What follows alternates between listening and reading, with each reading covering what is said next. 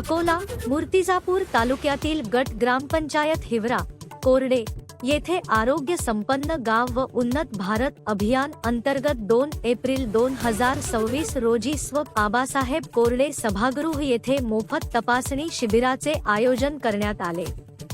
हे शिबिर doctor Rajesh Ramdas Kambe Ayurveda college व मालती मल्टी स्पेशालिटी हॉस्पिटल व मेडिकल कॉलेज तुरखेड यांच्या संयुक्त विद्यमाने राबविण्यात आले।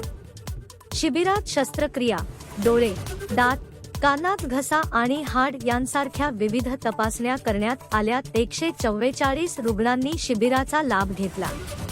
या कार्यक्रमाचे उद्घाटन गावचे सरपंच वैभव कोरडे यांनी केले।